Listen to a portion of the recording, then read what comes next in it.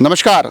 वैसे अमूमन जहाँ जहाँ अध्यापक शिक्षक शब्द आता है वहाँ संघर्ष छात्रों की बेहतरी के लिए होना चाहिए, मगर राजसमंद में इन दिनों शिक्षक एक अलग तरह का संघर्ष कर रहे हैं। ये संघर्ष क्यों करना पड़ रहा है, इसके परिणाम क्या है और आखिर मांग क्या है, उसको लेकर आज राजसमंद जिला मुख्यालय पर ये पुरानी कलेक्ट्री में तमाम शिक्षक इकट्ठा हुए हैं, एकत्रित हुए और यहाँ से कुछ मांगों को लेकर ये कलेक्टर की तरफ बढ़ने वाले हैं। हम थोड़ी सी इनसे जानकारी जुटाएंगे कि आखिर ये पूरा मामला है क्या। भारत निर्वाचन आयोग या राष्ट्रीय कार्यक्रम के अंदर जो कार्य आते हैं वो शिक्षकों को 5 कार्य दिए गए हैं, जनसंख्या या निर्वाचन वाला। किंतु जो ये बूथ लेवल ऑफिसर का जो काम है, बीएलओ का जो कार्य है, ये पूर्ण रूप से गैर शैक्षणिक है और बीएलओ कार्य देने से विद्यालय की जो शिक्षा की जो व्यवस्था है वो पूरी तरह चरमरा गई है और गड़बड़ा गई है। इसके कारण क्या हो रहा है, जो हमारे नन्हे मुन्ने बच्चे जो विद्यालय में पढ़ते हैं उनका रिजल्ट पूरा प्रभावित हो रहा है।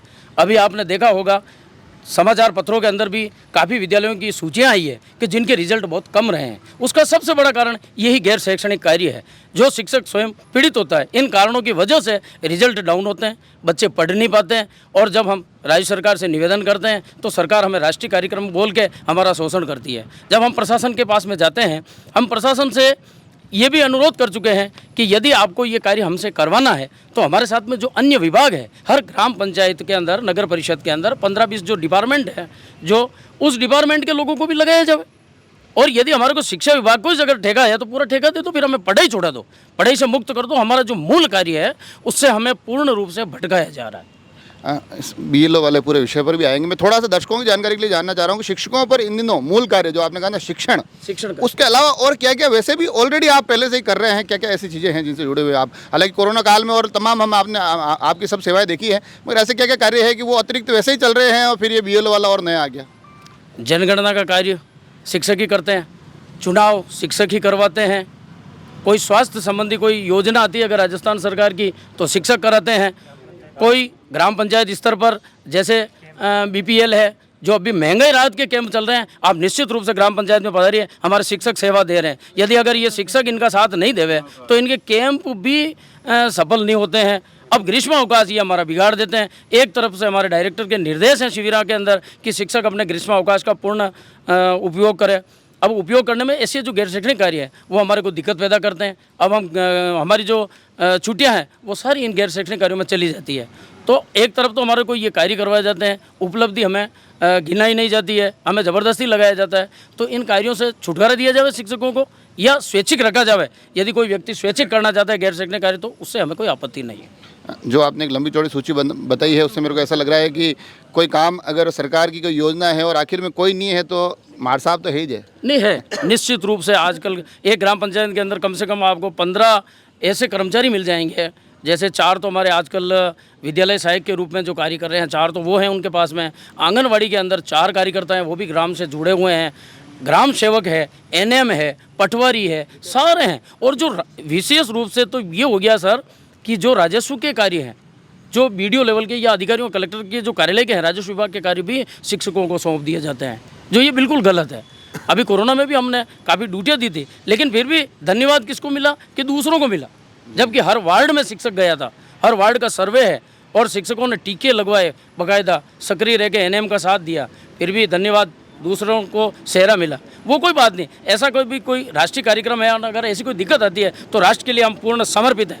हम सरकार के किसी कार्य के लिए मना नहीं कर रहे हैं, लेकिन ऐसा कार्य मत दो जो बच्चों की पढ़ाई प्रभावित होती है और जो पूर्ण गैर शैक्षणिक कार्य है। आज आपकी क्या मांगे हैं और ये जो आप संघर्ष अभी लंबे समय से कर रहे हैं, ये संघर्ष आगे कैसे क्या चलेगा? वर्ष भर चल रहा है। हम इस संघर्ष के नाम पे ये कहना चाहते हैं कि जिस प्रकार प्रदेश के अंदर 2-3 जिलों के अंदर जैसे पाली है, गंगानगर है, चूरू है, यहाँ पे शिक्षकों को हटा दिया गया और दूसरों को लगाया है, अन्य डिपार्टमेंट के लोगों को लगाया है। तो हम भी कलेक्टर साहब से यही मांग करते हैं कि अन्य डिपार्टमेंट के लोगों को, हमारे शिक्षकों को इससे राहत दें और उनको लगावें आप, हमें कोई आपत्ति नहीं। क्या नाम है आपका? महेंद्र सिंह राज।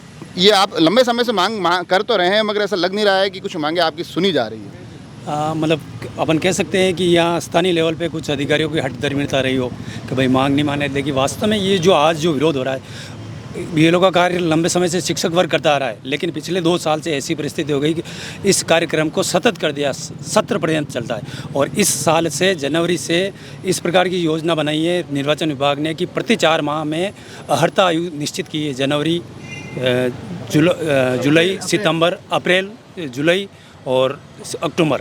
तो उसमें एक महीने का ये अभियान चलेगा नए मतदाता को जोड़ना। अगर एक शिक्षक महीने में 4 महीने तक इस कार्य में लगा रहेगा तो वो अपने बच्चों को कैसे पढ़ाएगा और वो विभागीय कार्य कैसे करेगा, अपने कोर्स को किस प्रकार पूरा करवाएगा। तो पूर्ण रूप से शिक्षक और बच्चों की शिक्षण व्यवस्था बाधित हो रही है इस कार्यक्रम से।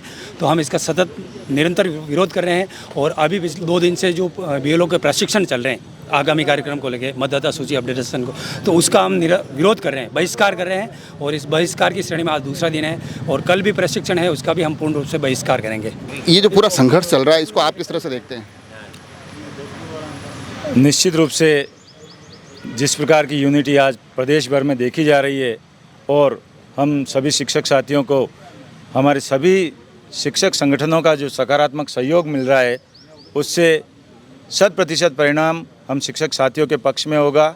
और इस हेतु मैं हमारे प्रदेश, जिला और ब्लॉक लेवल के सभी शिक्षक संगठनों के पदाधिकारियों का आभार व्यक्त करता हूं कि उन्होंने हर कदम पर संघर्ष समिति का सहयोग प्रदान किया है और निश्चित रूप से हम सफल होंगे। इस हेतु मैं आप सभी मीडिया का भी आभार व्यक्त करता हूं। धन्यवाद। स्पष्ट रूप से ये मांग की जा रही है कि शिक्षण जो कि हमारा मुख्य कार्य है, हमें उसी में रहने दिया जाए, वो हम बेहतर तरीके से कर लेंगे तो एक बेहतर समाज, बेहतर देश का निर्माण हो जाएगा। अन्यथा जो एक कार्यों की लंबी सूची बनाई कि हमें इन सारे कार्यक्रमों में, इन सारे कार्यों में, इन जिम्मेदारियों में इतना ज़्यादा उलझा दिया गया है कि हम अपने मूल कार्य नहीं कर पा रहे हैं।